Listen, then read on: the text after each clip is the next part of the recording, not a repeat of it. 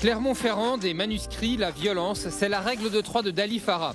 Dali Farah grandit à Clermont-Ferrand dans une HLM de l'impasse Verlaine. Sa mère, femme de ménage, son père manœuvre sur les chantiers, sont tous deux originaires d'Algérie. École d'hydro, lycée Ambroise Brugière, médiathèque Croix de Néra, Dali Farah aime étudier, apprendre, lire. Parmi les romans qui marquent son adolescence, elle cite La Conjuration des imbéciles de John Kennedy Toole, Des souris et des hommes de John Steinbeck et Vipère au point d'Hervé Bazin. Ma mère était une femme assez particulière, totalement dénuée d'affectivité. Je n'ai jamais vu un être qui fut aussi dénué du viscère appelé cœur.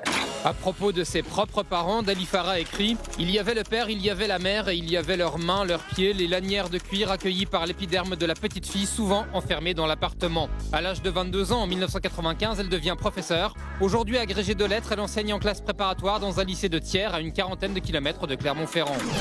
Au début de la trentaine, en 2005, elle commence à rédiger des manuscrits. « J'écrivais en douce, avec honte, avec plaisir, avec joie, avec peur », dit-elle. Elle compose 12 romans et doit attendre 14 ans avant que le premier, Impasse Verlaine, soit enfin publié en 2019. Comme les gens essaient d'arrêter de fumer, moi j'ai essayé d'arrêter d'écrire. Parce que quand on écrit sans arrêt et que ça intéresse personne, on se dit mais ça prend tellement de temps. J'ai essayé d'arrêter, mais j'y arrivais pas. Ces livres questionnent les origines de la violence. Dans Impasse Verlaine, roman sur l'enfance qui aborde le lien mère-fille, elle écrit dans le chapitre introductif « On peut survivre à tout quand on survit à sa mère ». Pour raconter ce lien mère-fille, eh bien, ce qui m'était plus proche comme matière, c'était quand même la mienne, à laquelle j'ai rajouté aussi d'autres matières. Son deuxième livre, Le Doigt, s'ouvre sur une scène de violence. Une femme traverse hors des passages piétons, un automobiliste la klaxonne et lui adresse un doigt d'honneur. L'automobiliste s'arrête, demande à la femme de recommencer, elle s'exécute, il la gifle. Ce point de départ constitue la source d'une réflexion sur la place de la violence subie, voire recherchée, dans la vie de cette femme. Voilà, et cette femme absolument volcanique et en colère, peut-être, est avec nous, Dali Farah, deuxième roman autobiographique, Le Doigt. Vous êtes en colère ? Non. Je crois que c'est peut-être ça ma faille, c'est que je suis une femme sans colère, en fait. Et du coup, contrairement aux apparences, je ne sais pas me défendre. Et le doigt arrive à un moment donné à un point de saturation où le corps a tellement absorbé de violence que ce jour-là, je fais ce jour-là de 2018, voilà. Ce matin-là à 7h28, alors voilà. que vous allez devant le lycée, que se passe-t-il ? Je décris justement le personnage enfermé en lui-même, en train de répéter un cours sur un cours sur Yankelevitch. Oui, c'est ça. Et donc, elle est enfermée en elle-même, essaie de se protéger, période de divorce, il pleut, le Cartable, vraiment dans une matérialité difficile comme toutes les matinées, quoi, quand on commence à travailler et qu'on est concentré. Et le mardi, en plus, c'est un jour maudit, il y a toujours des tas de choses le mardi. Cette année-là. Et donc, vraiment, ça arrive, ce moment où il y a le klaxon, en fait, c'est ce moment-là, c'est un moment de peur supplémentaire. Et il va amener à ce geste. Un doigt d'honneur au conducteur. Voilà, et le second, quand il le recommence, c'est comme... Le second, attendez, parce que le conducteur dit « recommence ». Oui, il sort de la voiture, en fait, il se met à... Un défi. Voilà, et en fait, la réponse, c'est refuser la lâcheté et préférer la violence. Et c'était aussi peut-être stop, quoi. Mais c'était vraiment un moment de saturation. Un moment de saturation qui est suivi par une baffe. Vous recevez une gifle. Oui. Très violente. Oui. Qui déclenche toutes sortes de choses, notamment une plainte. Vous allez porter plainte à la police. Et là, votre personnage, vous dites... ça revient à porter plainte contre sa race. Mais qu'est-ce que ça veut dire, porter plainte contre sa race ? En fait, c'est sur la seconde agression. Ça, c'est l'agression avec le gitan. J'étais professeure dans une classe de migrants. On n'appelait pas ça migrants à l'époque. Et donc, m'occuper d'enfants avec des problématiques douloureuses infinies. Des enfants qui avaient été violentés et qui, du coup, étaient violents. On peut pas comprendre qu'ils arrivent en état d'enfance ravagé. Et donc, l'un d'entre eux, en fait, Django, donc, lors d'un épisode que je raconte, m'amène à me frapper moi, mais à me rouer de coups pour celui-là. Et donc, je me rends compte que là, je dois porter plainte lorsque je vois le bleu, le fameux bleu, donc sur le cul du chef-d'œuvre républicain que je suis à ce moment-là. Et bien, à ce moment-là, du coup, je suis obligée de porter plainte. Et là, c'est cette idée, la race, c'est la race des enfants mal aimés, la race, ce dont parle Hervé Bazin. À laquelle vous appartenez. La même race que Hervé Bazin. Donc, des enfants, finalement, qui ont une enfance, en fait, abîmée, quoi. Dali Farah, on voyait tout à l'heure dans votre portrait que vous écrivez de façon un peu comme une drogue, quoi. Est-ce que vous direz que c'est une addiction? Est-ce que vous direz que c'est une consolation, une rédemption? Qu'est-ce que c'est votre rapport à l'écriture? Mon souffle, ma respiration, mon refuge, ma famille, ma tendresse, tout ce que j'ai à moi en fait et qui m'appartient et qu'on ne pouvait pas toucher. C'était ça la littérature et ça l'est resté. Vous avez une façon étonnante de vous décrire, avec un mélange d'autodérision, d'honnêteté, de violence, de jouissance. Elle était le nec plus ultra des mascottes intégrées de la préfecture, quand elle était une fée nationale, une prof organisatrice de perfection. C'est à la fois une mise à distance et une façon de vous embrasser dans toute votre sincérité.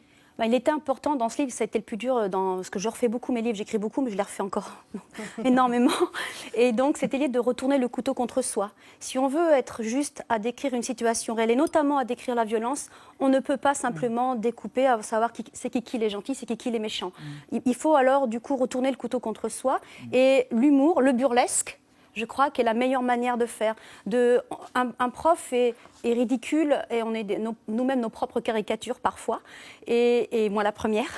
Et donc, ce qui fait que je pense que même ça décrit exactement ce dont on a l'air en fait dans notre milieu. Si quelqu'un venait regarder ça, dire, et nous-mêmes, quand on rit des fois de notre propre ridicule. Et en plus, je pense que rire de son propre ridicule, c'est réellement échapper au tragique pour moi. C'est très important ça. C'est vraiment, ça compte. Alors, on va évoquer avec vous, Dali Farah, et avec Nadia, l'école et l'égalité des chances. Oui, la correction des égalités à l'école, des inégalités à l'école, puisque le mois dernier, le gouvernement français s'est donc engagé à relancer cette égalité, je vais y arriver, cette égalité des chances à l'école, en présentant plusieurs mesures. On peut citer par exemple la création de ce qu'Emmanuel Macron a appelé les prépa-talents, c'est-à-dire des classes préparatoires au concours de l'administration qui seront entièrement réservées aux élèves boursiers.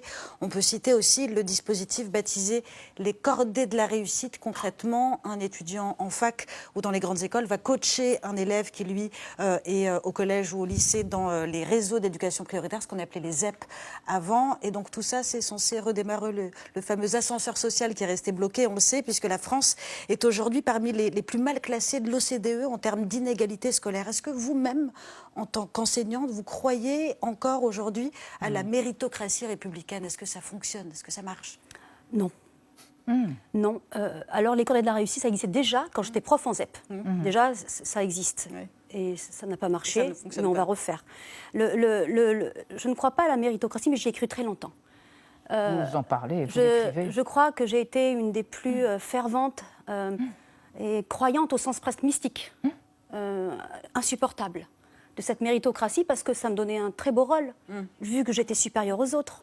Je fais une scène en mon honneur avec Mouloud Gavroche. Ah, mais j'allais vous dire. Voilà. Et vous vous décrivez comme elle porte un bonnet phrygien et elle écrase Mouloud Gavroche. Il en est mort, il n'a même pas le CAP. Voilà. Mais c'est ça l'école aujourd'hui, écraser Mouloud Gavroche? Eh bien, moi je pensais réellement, sincèrement, que j'allais être un modèle, que j'étais un modèle, un exemple, et qu'il fallait il suffisait de me regarder que tout allait changer. Et même moi, je me dis, du coup, j'étais investie dans ce sens-là. Sauf qu'après, il y a le réel. Il y a le réel qui me dit que non. Et je dis, mais si. Et chaque année, le réel me dit non. Et puis il y a une première agression, tout ce qui se passe, une seconde agression, tout ce qui se passe, une troisième agression. Donc, entre le moment où je deviens professeur, c'est 1996, et le moment où j'arrête d'y croire, après 3 agressions et je ne sais combien d'élèves, c'est 2018. Ouais. Moi, j'y ai cru. Vraiment, sincèrement. Mais vous n'enseignez plus?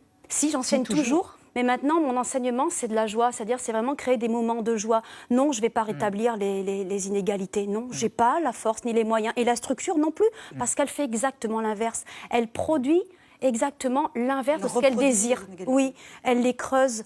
Parce que, sur le plan systémique, je ne peux pas vous nommer des coupables. Je peux vous dire que ça fait des décennies. On est en train de le voir pour l'hôpital. Le déni sur l'école va continuer encore longtemps parce que c'est un mythe auquel on tient. Je vais juger personne. Ça a été mon doudou toute ma vie. Donc, je vais juger personne.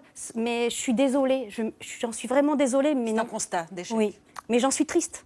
Dali Farah, l'école donc de la République, vue par vous, et puis aussi cette histoire, ce rapport à la violence et à la mère. Ce roman est formidable et il s'intitule donc Le Doigt. Il n'y a pas besoin d'honneur et d'autres qualificatifs. Merci d'être venu sur le plateau de 28 minutes, Dali Farah.